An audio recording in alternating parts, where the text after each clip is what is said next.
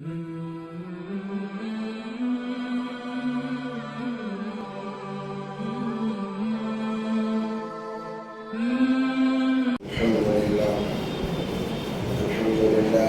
العالمين الصلاة والسلام على سيد الأنبياء والمرسلين ونحن على ذلك لمن الشاهدين والشاكرين والحمد لله رب العالمين. الحمد لله.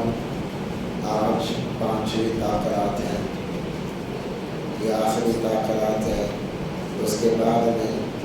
عید سے پہلے کی جو رات ہوتی ہے اسے لیلۃ الجائزہ کہتے ہیں،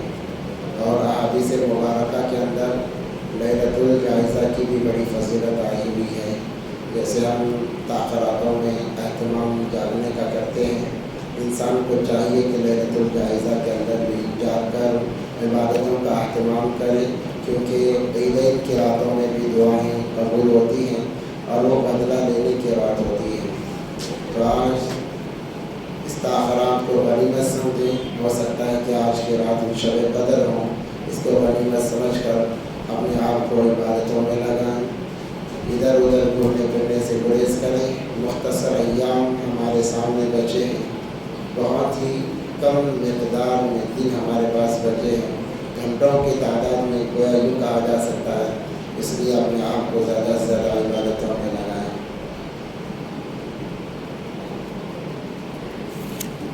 سورہ ماعون کا خلاصہ یہ ہے کہ اس کے اندر اللہ تبارک و تعالیٰ نے ان لوگوں کے لیے پھٹکار فرمائی ہے جو دین کی تکذیب کرتے ہیں، دین کو سرے سے سمجھتے ہی نہیں. اگر سمجھتے ہیں تو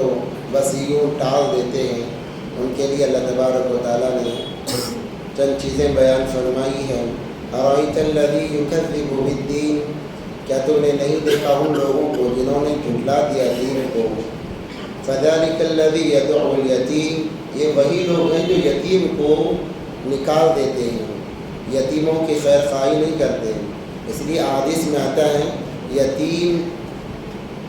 کی خیر خواہی کرنا گویا اپنے لیے جنت کو خرید لینا ہے. نبی پاک صلی اللہ علیہ وسلم نے فرمایا جو یتیم کی پرورش کرتا ہے، اس کی دیکھ بھال اور اس کی ضرورتوں کو پوری کرتا ہے، کل قیامت کے دن نبی پاک صلی اللہ علیہ وسلم نے انگلی سے اشارہ کر کے فرمایا وہ اور میں یوں جنت میں داخل ہوں گے. جس دونوں انگلیوں کو ملا کر نبی پاک صلی اللہ علیہ وسلم نے فرمایا یتیم کی دیکھ بھال کرنے والا اور میں دونوں اکٹھے جنت میں داخل ہوں گے، یا یوں فرمایا اکٹھے ساتھ میں رہیں گے. اسی لیے حدیث میں آتا ہے یتیم جہاں ملے محبت سے اسے دیکھو، اس کے سر پر شفقت بھرا اپنا ہاتھ پھیرو. اللہ نے طاقت دی ہے، استطاعت دی ہے، اس کا تعاون کرو، کیونکہ وہ اللہ کے زیادہ قریب ہوتا ہے، کیونکہ اس کا والد نہیں ہوتا. باپ نہ ہونے کی وجہ سے اللہ فرماتے ہیں کہ میں اس کے زیادہ قریب ہوتا ہوں. مکے کے اندر یتیموں کا مال کھانے کا رواج تھا کہ جس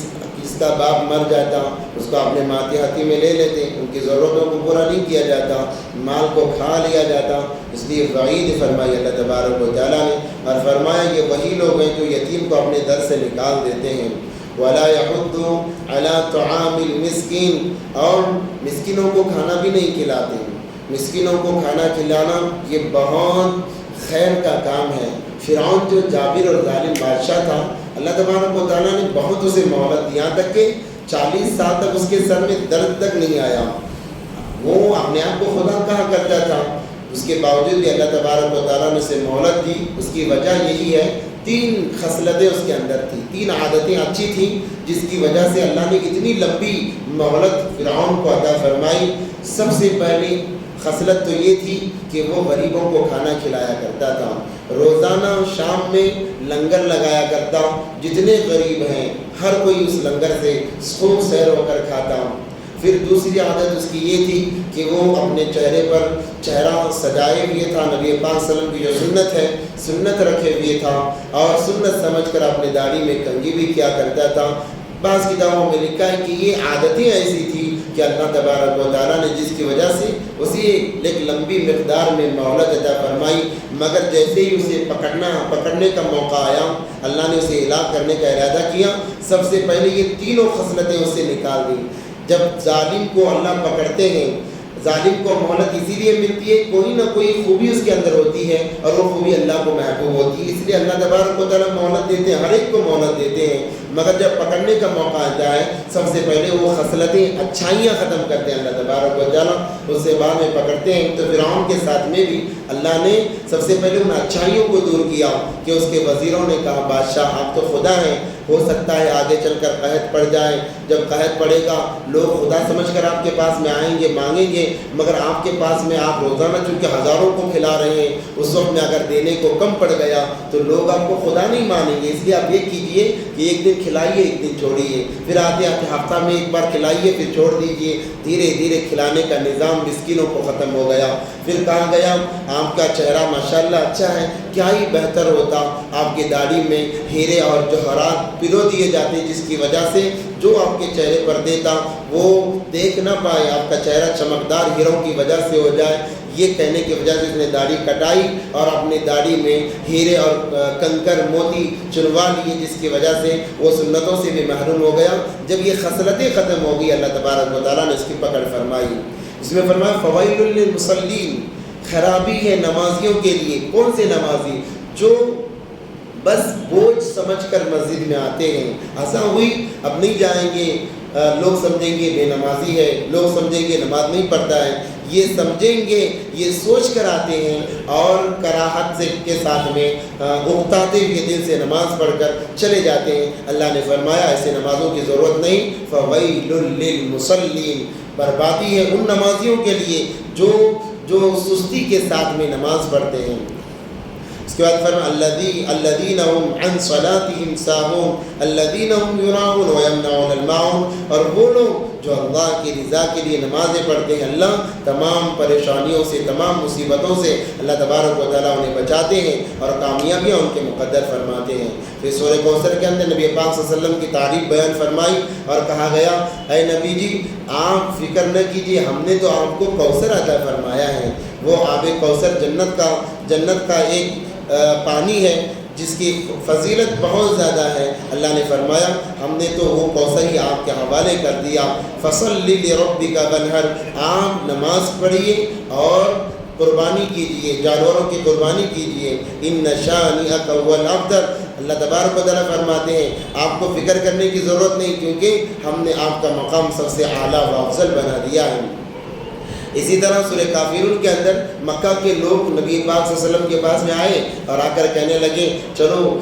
تمہارا اور ہمارا جھگڑا چلتا ہے، تم ہمارے معبودوں کو مانتے نہیں، ہم آپ کے خدا کو مانتے نہیں، آج معاملہ ختم کر دیں گے۔ کہا کیسے ختم کریں گے؟ انہوں نے کہا ایک دن آپ ہمارے معبودوں کی عبادت کرو، ایک دن ہم آپ کے خدا کی عبادت کریں گے، یعنی ہم نماز پڑھیں گے تو ہمارے معبودوں کی بھی عبادت ہوتی رہے گی، آپ کے خدا کی بھی عبادت ہوتی رہے گی، معاملہ ہی ختم ہو جائے گا۔ نبی پاک صلی اللہ علیہ وسلم پر یہ آیات نازل فرمائی، اللہ تبارک و تعالیٰ نے کہا قل، اے نبی جی کہہ دیجئے یا ایھا الکافرون، اے کافرین کی جماعت، اے کافرو، اے نافرمانو، لا اعبد ما تعبدون، میں تمہارے خداؤں کی عبادت نہیں کرتا، میں تمہارے خداؤں کی عبادت نہیں کرتا، ولا انتم عابدون ما اعبد، تم چاہے میرے خدا کی عبادت کرو تمہارا حق ہے، انسانیت کے ناطے تمہارا حق ہے کہ تمہیں کرنا چاہیے،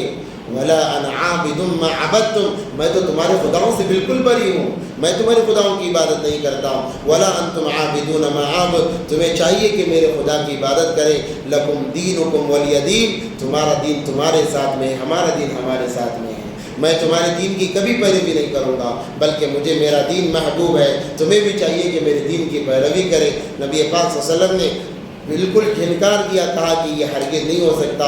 اور پھر انہوں نے آفر دیے ہم لڑکیاں دیں گے، ہم مال دیں گے، تمام چیزوں کو ٹھوکر مار دی گئی، کہا کہ مجھے کسی چیز کی ضرورت نہیں ہے، ایک ہاتھ میں چاند ایک ہاتھ میں سورج لا کر رکھ بھی دیا جائے تب بھی میں تمہارے معبودان باطلہ کی عبادت کرنے کے لیے ہرگز تیار نہیں ہوں، یہ کہہ کر دھتکار دیا گیا۔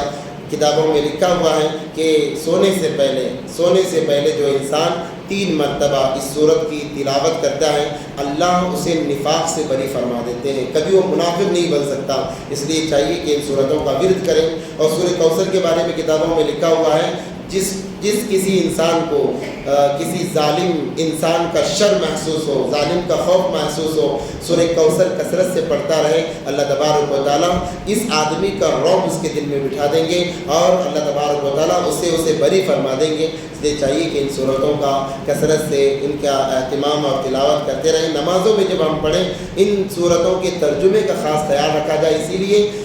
27 کے بعد میں یہ چھوٹی صورتیں پڑھی جاتی ہیں، کیونکہ ہم لوگ اپنی صورتیں درست نہیں کرتے، بار بار سننے کی وجہ سے ہماری صورتیں درست ہو جائیں، اور ان کا مختصر میں خلاصہ اس لیے بیان کرتا ہوں، ترجمہ اس لیے بیان کرتا ہوں تاکہ جب ہم نماز میں کھڑے ہو جائیں تو ہمیں پتہ چلے اس صورت میں کیا کہا گیا ہے۔ اللہ سے دعا کہ اللہ عمل کی توفیق عطا فرمائے۔ اللہم لک الحمد و لک الشکر یا اللہ، اللہم صلی علی سیدنا محمد و علی آل سیدنا